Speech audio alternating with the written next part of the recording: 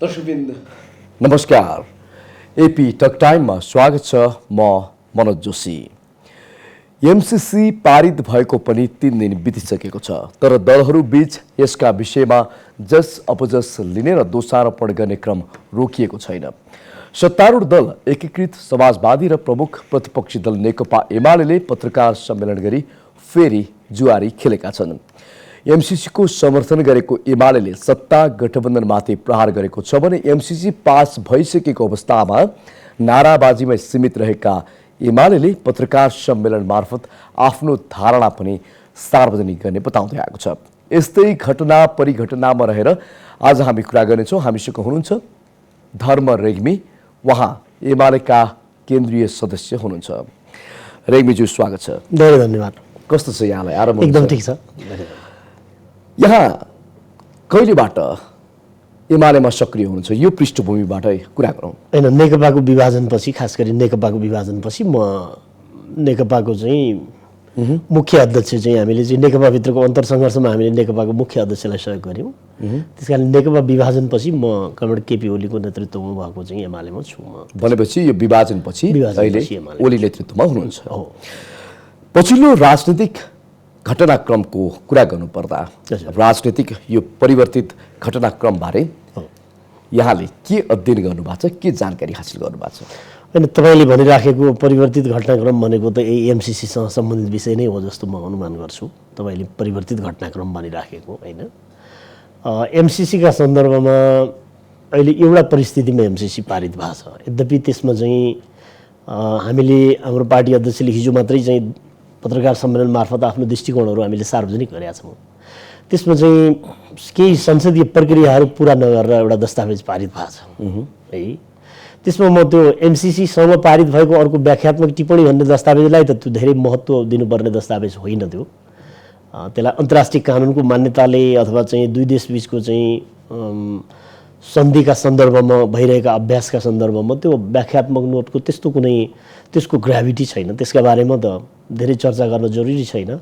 तर एमसीसीको जुन हामीसँग एग्रिमेन्ट थियो 2017मा नेपाल र चाहिँ अमेरिकाको बिचमा भएको एमसीसी कम्प्याक्ट, जसलाई चाहिँ एमसीसी कम्प्याक्ट भनिन्छ, त्यो एग्रिमेन्टको चाहिँ अनुमोदन एउटा प्रक्रियाबाट भएको छ।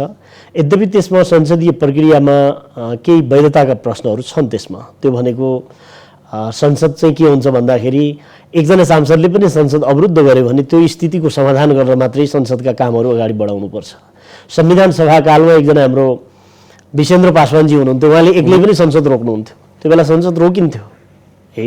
त्यसो हुँदा एउटा सदस्य पनि संसदमा उभियो भने त्यो सदस्यले उठाएका प्रश्नहरूमा जवाफ दिनुपर्छ।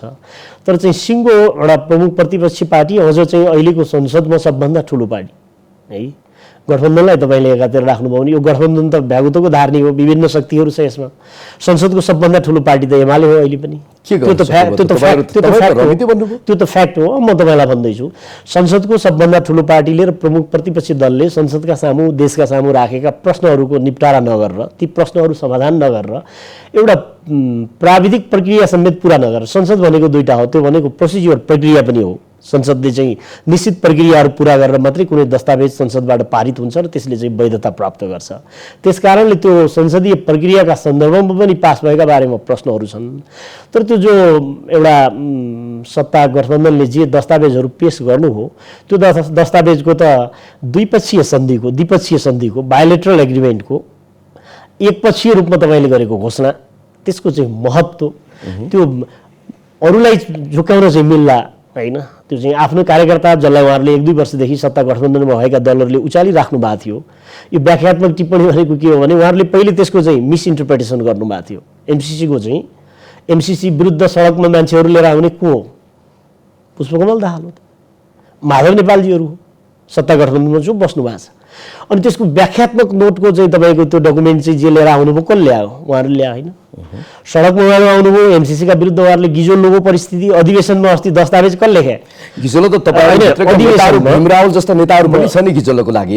यस्तो छ नेकपाभित्र मैले तपाईँलाई भने रावलजीको त चाहिँ एकचोटि संसदबाट राजीनामा नै दिइसक्नु भएको थियो। म उहाँका बारेमा धेरै टिप्पणी गर्दिनँ, किनभने उहाँले प्रतिनिधि सभाबाट राजीनामा दिइसक्नु भएको थियो है प्रतिनिधि सभाबाट राजीनामा दिइसकेका मान्छेले उहाँले फेरि के गर्नुभयो राजीनामा फिर्ता लिनुभयो संसदमा बोलिरहनु भएको छ। राहुलजीको बारेमा त म उहाँलाई दलीय अनुशासन लाग्छ होला, त्यो चाहिँ दलले बोल्ने कुरा हो, बोली पनि सकेका छ।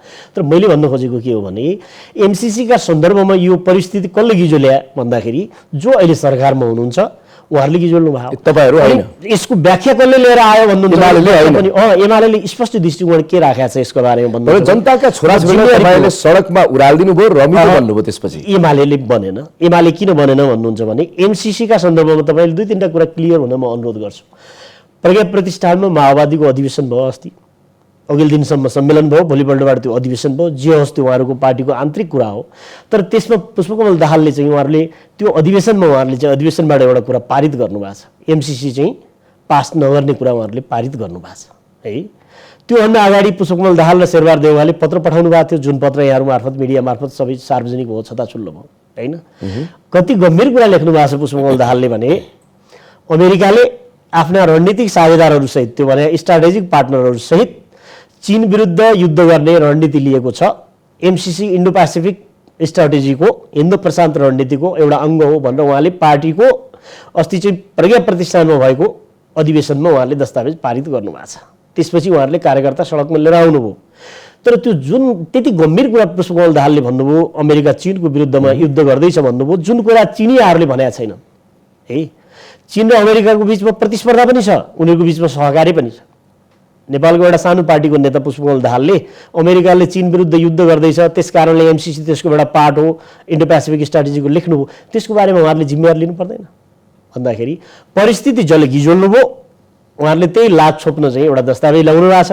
त्यो दस्तावेजको कुनै वैधानिक हैसियत, त्यसको चाहिँ अन्तर्राष्ट्रिय सन्धि सम्बन्धी कुनै कानुनहरू र अहिलेको प्र्याक्टिसले त्यसलाई कुनै मान्यता दिँदैन। मेरो यसमा टिप्पणी एमसिसी पास भइसकेको अवस्थामा अब चाइना र अमेरिका आम्ने सामने भएका छन्, यसले हाम्रो मुलुकलाई कतातिर धकेल्ला? यसलाई म आम्ने सामने जस्तो त देख्दिनँ, तर चाहिँ के देख्छु भन्नुहुन्छ भने विवादित प्रतिक्रिया आयो नि। म तपाईँलाई यसमा चाहिँ हाम्रो टिप्पणी के हो भन्नुहुन्छ भने कुनै भावनामा उत्तेजनामा आएर यो भन्न जरुरी छैन। के छ भन्दाखेरि हामी जस्तो भू राजनीतिक र भू रणनीतिक जोखिममा छौँ, यस्तो जोखिममा भएको देशले होसियारीपूर्वक र कुशलतापूर्वक, त्यो पनि चाहिँ कूटनीतिक कुशलता मार्फत हामीले हाम्रो अस्तित्व, हाम्रो एक्जिस्टेन्स जोगाइराख्ने हो। त्यो भनेको हामी एउटै समयमा एमसिसी र बिआरआईमा प्रवेश गरेका छौँ। बेल्ट एन्ड रोड, त्यसमा निश्चित रूपमा चीनका आफ्ना रणनीतिक लक्ष्यहरू छन्। एमसिसी त्यसमा निश्चित रूपमा अमेरिकाको आफ्नो रणनीतिक लक्ष्यहरू छ।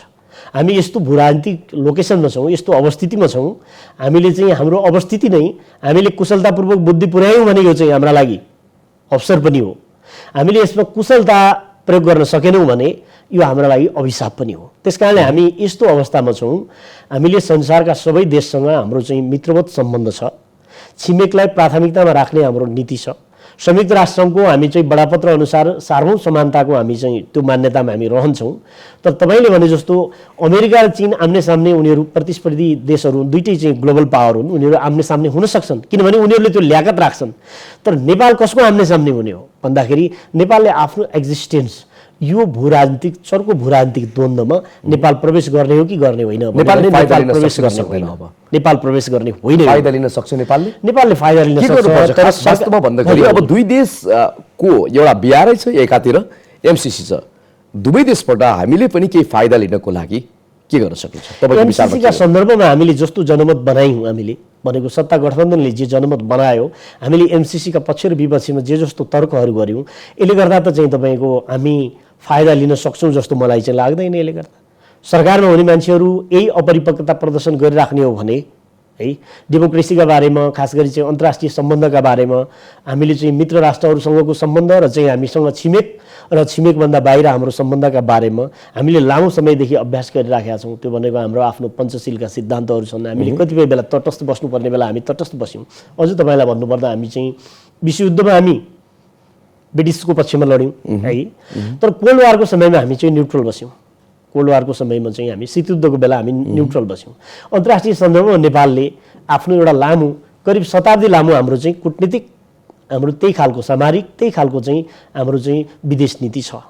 तर अहिले हामी के गरिरहेछौँ भन्नुहुन्छ भने यो पछिल्लो परिवर्तनपछि हामी के गरिरहेछौँ भने अन्तर्राष्ट्रिय सम्बन्धलाई हामीले खेलाचीको रूपमा, कहिलेकाहीँ घरेलु राजनीतिभित्र हुन्छ नि, पुष्पकमल दाहालले गर्नुहुन्छ नि, काङ्ग्रेससँग खेलाए जस्तो, एमालेसँग खेलाए जस्तो, हामी के अमेरिकालाई खेलाउने, चीनलाई खेलाउने, युरोपियन युनियनलाई खेलाउने तहमा हामी पुग्छौँ? हाम्रो त्यो ल्याकत हो भन्दाखेरि हामी अहिले पनि कूटनीतिमा सफ्ट पावर प्रयोग गर्ने हो। घरेलु शक्तिसँग तपाईँ लड्न सक्नुहुन्छ, तपाईँ खेलाउन सक्नुहुन्छ, अन्तर्राष्ट्रिय शक्तिसँग तपाईँका सीमाहरू छन्। भने पुष्पकमल दाहाल कस्तो खालको व्यक्ति हुनुहुन्छ, यहाँले चाहिँ अध्ययन गर्नुभएको जस्तो अलिकति भनिदिनुहोस् न त। पुष्पकमल दाहालको बारेमा अब शान्ति प्रक्रियाको यो 15 वर्ष करिब 63 पछिको यो 15 वर्ष हेरिसकेपछि अहिले त दुनियाँले सबै थाहा पायो पुष्पकमल दाहालको बारेमा। होइन, सबैले थाहा छ, सबैले थाहा पायो। आफूले समस्या सिर्जना गर्नुहुन्छ है। तपाईँले जति नजिकबाट चिन्नुहुन्छ आम नागरिकलाई उहाँको बारेमा थाहा छैन। उहाँको जीवन दर्शन के हो भने उहाँले एउटा राजनीतिको एउटा विरूप परिभाषा दिनुभयो, राजनीतिको एउटा कुरूप परिभाषा दिनुभयो। के दिनुभयो उहाँले भने राजनीति सम्भावनाको खेल हो भन्नुभयो उहाँले। नेपालमा राजनीतिको अवसरवादको परिभाषा दिँदा पनि पुष्पकमल दाहाल नै हो। उहाँले के भन्नुभयो, राजनीति सम्भावनाको खेल हो, होइन। राजनीति भनेको जिम्मेवारीको हो, नैतिकताको हो, इमानको हो है। उहाँले एउटा परिभाषा दिनुभयो। उहाँको चाहिँ समग्र तपाईँले जीवन दर्शन हेर्नुभयो भने उहाँले समस्या पहिला सिर्जना गर्नुहुन्छ, कृत्रिम रूपमा समस्या सिर्जना गर्नुहुन्छ। कहिलेकाहीँ पुष्पकमल दाहालले भन्नुहुन्छ कि समस्या छैन भने समस्या सिर्जना गरिदिने हो, सिर्जना गरिदिएपछि जम्मैको ध्यान त्यहाँ जान्छ भन्नुहुन्छ। उहाँको जीवन दर्शन हेर्नुहोस् है। जस्तो म तपाईँलाई त्यसको उदाहरण दिन्छु। एमसीसीको समस्या त उहाँहरूले सिर्जना गर्नु, उहाँहरूले के जोड्नु भयो, नेकपा हुँदा हामीले पास गरौँ भनेको थियौँ त्यो बेला, जिम्मेवारीपूर्वक हामीले एमसीसी पास गरौँ भनेको थियौँ त्यो बेला। एमसीसीको समस्या उहाँले सिर्जना गर्नुभयो है। त्यसपछि उहाँले अहिले लगाएर यो चाहिँ तपाईँको त्यो लात छोप्ने वस्त्र बनाउनु भयो, के गर्नुभयो, सारा गर्नुभयो, अनि चाहिँ त्यो जुत्तामा लाउने पालिस उहाँले चाहिँ जुगामा लाएर चाहिँ जुगा टल्काएर बस्नु भएको छ। त्यसपछि जुगाको तावा लगाएर बस्नु भएको छ नि उहाँले समस्या सिर्जना गर्ने अनि चाहिँ नि त्यो समस्या चाहिँ फुकाउन म लागेँ, मैले प्रयास गरेँ भन्नुहुन्छ नि। उहाँको काम के हो भने मूलभूत रूपमा आफूले समस्या पार्ने कृत्रिम रूपमा, अनि त्यसपछि भयभरीको ताकत त्यो समस्या चाहिँ फुकाउन लाग्ने। बिचरा प्रचण्डजीको के छ भने भूपी शेरचनको कविता छ नि, भूपी शेरचन कोर्छन्, मेट्छन्, फेरि कोर्छन्, बिचारा शेरचन भने जस्तो प्रचण्डजीको के छ भन्दाखेरि एउटा समस्या चाहिँ सिर्जना गर्नुहुन्छ, फेरि त्यो समस्या समाधान गरे जस्तो गर्नुहुन्छ। 3 महिनापछि घरमा जाने सेनापति हटाउनु भयो, 3 महिनापछि बिदा लिएर जाने सेनापति हटाउनु भयो, हटाइसकेपछि उहाँलाई त्यसपछि चाहिँ उहाँ सरकार छोड्नुपर्ने भयो। त्यो समस्यालाई आजसम्म माओवादी उठ्न सकेन उपरान्त हो। भेनेजुएलामा उहाँले एउटा वक्तव्य निकाल्नुभयो, चाहिँ उखान छ नि अहिले, बेला नको बेला भेनेजुएला भने जस्तो। भेनेजुएलामा उहाँले एउटा वक्तव्य निकाल्नुभयो, अमेरिकन साम्राज्यवाद भन्नुभयो, के भन्नुभयो, त्यसपछि राजदूतलाई बोलाएर सरसल्लाह गरेर सम्झौता गरेर त्यसपछि अमेरिका जानुभयो है। अहिले उहाँले चाहिँ यो एमसीसी प्रोग्राममा जे विवाद निकाल्नु भएको छ, यो विवाद चाहिँ म तपाईँ मार्फत भन्नुपर्छ, यो विवाद चाहिँ उहाँलाई चर्को पर्छ। उहाँले तपाईँहरू सत्तामा हुँदाखेरि यति धेरै विरोध त गर्नुहुन्थ्यो, सत्तामा हुँदाखेरि त फेरि एमसीसी पास गर्नुपर्छ भने तपाईँहरू लाग्नु भएको, तर अहिले फेरि के को विरोध? अहिले पनि मैले तपाईँलाई भने खास गरी यो एमसीसीको सम्झौता चाहिँ माओवादी र काङ्ग्रेसकै सरकार भावेला गरे हो है। सरकार भनेको सरकारको चाहिँ अविच्छिन्न उत्तराधिकारीवाला संस्था हो। अघिल्लो सरकारले गरेका कामहरू पछिल्लो सरकारले ओनरसिप लिनुपर्छ। त्यो पनि के भन्दाखेरि चाहिँ दुई देशबीचको सम्बन्ध, अमेरिका र हाम्रो करिब 70 वर्ष पुरानो चाहिँ कूटनीतिक आर्थिक, अमेरिका यो क्षेत्रमा पुरानो हाम्रो चाहिँ कूटनीतिक साझेदार हो, पुरानो डेभलपमेन्ट पार्टनर हो। युएसएडको पैसा लिएर हामीले चाहिँ चलाइराखेका छौँ देशमा, युएसएडको पैसा लिइराखेका छौँ। त्योभन्दा पहिला पिस्कोर आउँथ्यो देशमा। त्यसो हुँदाखेरि दुई देशबीचको बहुपक्षीय सम्झौताको जिम्मेवारीपूर्वक हामीले पारित गर्नुपर्छ। हामी पहिले पनि भनेका थियौँ, पहिले पनि हामीले त्यो भनेका थियौँ है। तर त्यसलाई घरेलु राजनीतिभित्रको चाहिँ घरेलु राजनीतिक सिँढीहरू कसरी चढ्ने, घरेलु राजनीतिक पासा चाहिँ कसरी पल्टाउने भन्ने नाममा एमसीसीको प्रयोग नगरौँ हामीले भनेका थियौँ। काङ्ग्रेस जस्तो जिम्मेवार राजनीतिक दलले डेमोक्रेसीका बारेमा एकचोटि काङ्ग्रेससँग सोध्नुपर्ने भएको छ। प्रजातन्त्रको बारेमा काङ्ग्रेसको मान्यता के हो, संविधानको बारेमा काङ्ग्रेसको मान्यता के हो, परिवर्तनका बारेमा काङ्ग्रेसको मान्यता के हो है। प्रचण्डजीहरूको मान्यता अथवा अहिले माधवजीहरूको त पार्टी नै बनेको छैन, उहाँहरूको त एक्जिस्टेन्सको प्रब्लम छ, उहाँहरूको चाहिँ अस्तित्वको प्रश्न छ। माधवजीहरूको एक्जिस्टेन्सको प्रश्न, एक्जिस्टेन्स निर्माणको प्रश्न छ। प्रचण्डजीहरूको एक्जिस्टेन्स अस्तित्व टिकाइराख्ने प्रश्न छ है। काङ्ग्रेस उहाँहरूको अस्तित्व चाहिँ एक्जिस्टेन्स निर्माण गरिदिने, माधव नेपालको र प्रचण्डको एक्जिस्टेन्स बनाइदिने, अस्तित्व बनाइदिने, र त्यो बनाइदिनलाई काङ्ग्रेसले चाहिँ उहाँहरूलाई बोकिराख्ने हो भने त यसमा भन्नु केही छैन हाम्रो है। यसमा त राम भन्न सकिन्छ, कहाँ थाप्न सकिन्न। तर अहिले राजनीति कहाँ पुगेको छ तपाईँले भन्नुभयो भने 54 सालतिरको जस्तो अवस्थामा कहिलेकाहीँ चाहिँ राप्रपालाई चाहिँ काङ्ग्रेसले बोक्नुपर्ने, कहिलेकाहीँ हामीले बोक्नुपर्ने, कहिलेकाहीँ लोकेन्द्रबहादुर चन्दलाई बोक्नुपर्ने, कहिलेकाहीँ सूर्यबहादुर थापालाई बोक्नुपर्ने थियो नि। अब काङ्ग्रेस यसमा तयार भयो, पुष्पकमल दाहाल र माधव नेपाललाई आलो पालो गरेर काखमा च्यापिराख्ने हो भने शेरबहादुर देउवाले च्याप्नुहुन्छ, यसमा हामीलाई केही भन्नु छैन है। हामी के चाहन्छौँ भने अहिले प्रतिनिधि सभा, अघि तपाईँले भनेको जस्तो प्रतिनिधि सभाले संसदभित्रको अवरोध अहिले पनि कायम छ। सभामुखजी अस्ति भन्नुहुन्थ्यो नि, सभामुखजी एमसीसी सदनमा प्रस्ताव पेश भयो भने म सुसाइड गर्छु आत्महत्या गर्छु भन्नु तपाईँ हामी भाग्यमानी छौँ धन्न त्यस्तो समाचार प्रसारण गर्नु परेन हामीले सुन्नु परेन हामीले सभामुखजीले संसदको मर्यादा कायम राख्न र संसदभित्र सहज वातावरण बनाउने जिम्मेवारी सभामुखजीको पनि हो है जनताको सर्वोच्च निकाय संसद अवरुद्ध गरिरहन मिल्छ तपाईहरुले कसको कारणले भएको छ ल मलाई भन्नुस् त कसको कारणले भएको छ हामीले के भन्नु जनतासँग हामीले दलीय अनुशासनलाई हेर्नुस् है हामीले लेखायो हो नि हेर्नुस् न हामीले दलीय अनुशासन उल्लङ्घन गरेका सांसदहरूलाई त्यो भनेको फ्लोर क्रस गरेका सांसदहरूलाई कारबाहीको सिफारिस गर्यौं तत्कालीन एमालेले है प्रचण्डजीले कारबाहीको सिफारिस गरेका मान्छेहरूको पत्र दक्षिण गेटमा सिंहदरबारको पुग्ने बित्तिकै सभामुख सापकोटाजीले गएर त्यो टाँसिहाल्नु त्यो टाँस्नुभयो पद खाली भयो संघीय संसदमा टोब्बारजीहरूको पद खाली भयो भौरमजीहरूको खाली भयो प्रदेश सभामा हामीहरू धेरै मान्छेहरूको खाली भयो प्रचण्डजीले पत्र लेख्ने बित्तिकै त्यो दक्षिण गेटमा सकभर खुमलटारमै पठाउनु भयो होला सापकोटाजीले मान्छे एमालेले लेखेको पत्र यही कानुन अन्तर्गत यही संविधान अन्तर्गत यही संसद नियमावली अन्तर्गत यही राजनीतिक दल सम्बन्धी ऐन अन्तर्गत एमालेले लेखेको पत्रलाई उहाँले घरभित्र हालेर त्यसपछि चाहिँ अध्यादेश जारी गरेर त्यसपछि चाहिँ नयाँ पार्टी बनाएर त्यसपछि उहाँले चाहिँ के गर्नुभयो त्यो सूचनालाई चाहिँ तपाईको उहाँलाई प्राप्त सभामुखलाई प्राप्त अधिकारको दुरुपयोग गर्नुभयो ल मलाई भन्नुस् कि एउटै संविधान एउटै कानुन एउटै राजनीतिक दल सम्बन्धी ऐन एउटा दलको सांसदहरू फ्लोर क्रस गरेका छ त्यसको पद चाहिँ रहिराख्छ अर्को दलको सांसदहरू जसले फ्लोर क्रस गरेका छैन तिनीहरूको पद जान्छ 14 जनाको कुरा गर्नुभयो हो माधवजीहरू सहित 14 जनाले एमालेको फ्लोर क्रस गर्नुभएको छ उहाँलाई राजनीतिक दल सम्बन्धी ऐन अन्तर्गत र संसद नियमावली अन्तर्गत सभामुखजीले चाहिँ त्यही बेला देन जति बेला एमालेले पत्र पठायो जति बेला प्रचण्डले पत्र पठाउनु भयो उहाँले टास्नु भयो अस्ति त उहाँले भन्नुभयो नि संसदमा म प्रचण्डजीले जे भन्नुहुन्छ त्यही मान्छु एमसीसी पेश भयो भने म आत्महत्या गर्छु त्यस्तो पनि सभामुख राखिराखेर चाहिँ हामीले संसद चलाउन खारेज गर्नुपर्ने एक्ज्याक्टली उहाँले चाहिँ त्यो 14 जना सदस्यहरू जसले चाहिँ फ्लोर क्रस गर्नुभएको छ उहाँले त्यसको चाहिँ पद खारेजको सूचना टाँस्नुपर्छ मात्रै अहिलेको राजनीतिक दल सम्बन्धी ऐनको व्यवस्था के हो भने दलीय अनुशासन सम्बन्धी कारबाहीको पत्र सम्बन्धित पार्टीले लेखेर पठाएपछि केन्द्रीय समितिले लेखेर पठाएपछि सभामुखको काम भने सूचना टाँस्ने मात्रै हो त्यसले होल्ड गर्ने राख्ने त्यसले अस्वीकार गर्ने केही व्यवस्था छैन अब तपाईँहरूको बाटो चाहिँ के हुन्छ त जस्तो आज पनि संसद सुचारू हुँदैछ एमालेले उठाएका मागहरू छन् यो मागहरूमा सम्बोधन हुनुपर्छ त्यो भनेको कि चाहिँ हामीले फ्लोर क्रस गरेका सांसदहरूको कारबाही हुनु पर्यो सूचना टाँस गर्नु पर्यो कि चाहिँ सभामुखजीले बाटो छोड्नु पर्यो यदि सभामुखजीले बाटो छोड्न तयार हुनु भएन भने सभामुखजीको बहिर्गमनका केही संवैधानिक अभ्यासहरू छन् एमालेले बाध्य भएर ती संवैधानिक अभ्यासमा जानुपर्ने हुन्छ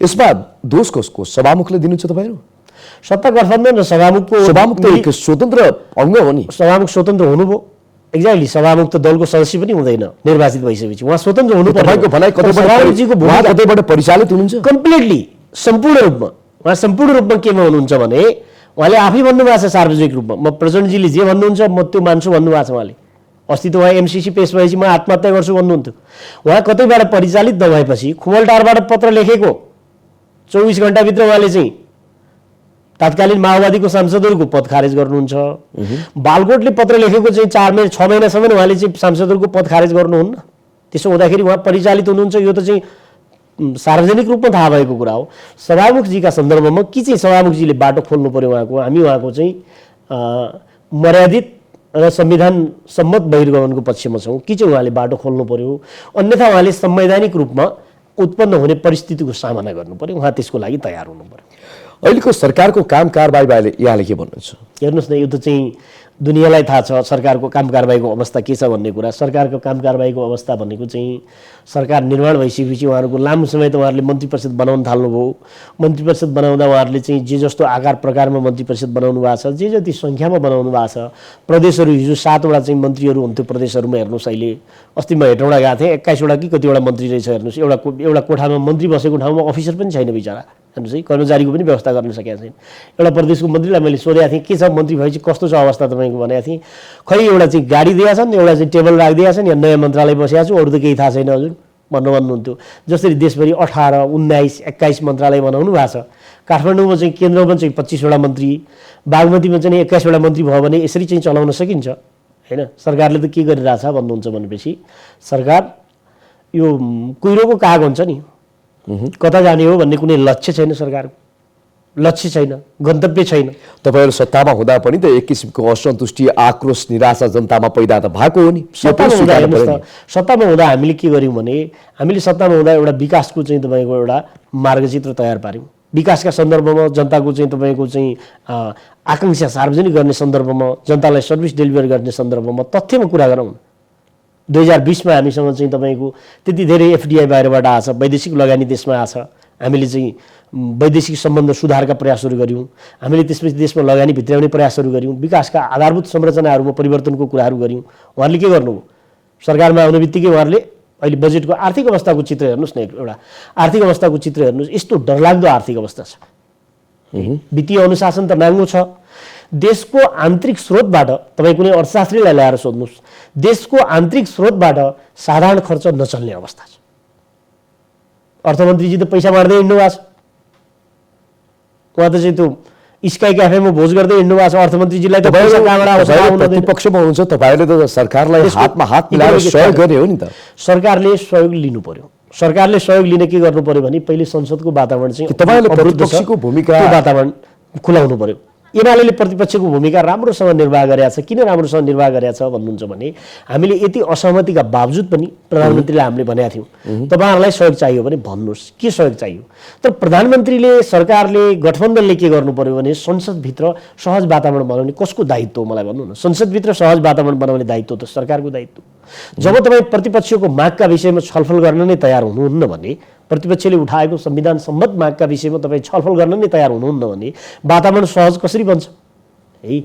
जनमत खण्डित भयो। जनमत खण्डित के भयो भन्नुहुन्छ भने हामीले हिजो एउटा सन्दर्भमा जनमत लिएर आएको थियौँ। संसद, खास गरी सङ्घीय संसद र प्रदेश सभाहरूले बिजनेस दिन नसक्ने भए। म तपाईँलाई उदाहरण दिन्छु।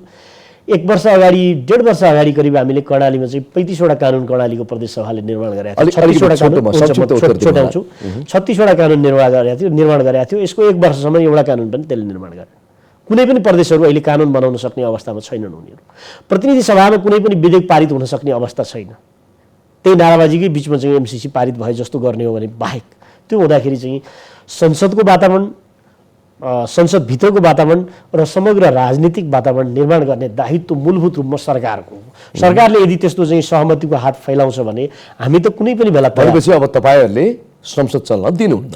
संसदमा एमाले उठाएका मुद्दाहरूमा सम्बोधन नहुँदासम्म, त्यो भनेको तपाईँलाई क्लियर शब्दमा मैले भन्नुपर्छ, 14 महिनाका सन्दर्भमा सूचना टाँस गर्ने वा सभामुखजीले चाहिँ बाटो छोड्ने, राजीनामा गर्ने, यी दुईटा कुरामा चाहिँ टुङ्गो नलाग्दासम्म एमाले यो विषय उठाइराख्छ। यसको पनि एउटा सीमा छ। निश्चित सीमामा पुगिसकेपछि सभामुखजीलाई संवैधानिक बहिर्गमनको बारेमा पनि हामी चाहिँ सोध्छौँ। धर्मजी, यहाँसम्म आएर आफ्ना महत्त्वपूर्ण भनाइराखिदिनु भयो यो सठिक समयमा, त्यसको लागि यहाँलाई धेरै धेरै धन्यवाद। यो अवसरको लागि तपाईँलाई धेरै धन्यवाद। दर्शकवृन्द, आज हामीले कुराकानी गऱ्यौँ पछिल्लो परिवर्तित राजनीतिक घटनाक्रमको विषयमा। अहिले एमसिसी पास भइसकेको अवस्था छ र देशका ठुला 2 राजनीतिक पार्टीहरू नेकपा एमाले र सत्तापक्ष अहिले एक अर्कामा जुहारीमा व्यस्त छन्। जनताका समस्या ज्यूका त्यो छन्। एक किसिमको निराशा पैदा भएको छ आम नागरिकमा। हामीले यिनै विषयलाई समग्र यहाँमाझ प्रस्तुत गर्ने जमर्को गरेका थियौँ। हामीसँग हुनुहुन्थ्यो धर्म रेग्मी। उहाँ नेकपा एमालेका नेता तथा केन्द्रीय सदस्य हुनुहुन्छ। AP1 हेर्दै गर्नुहोला। नमस्कार।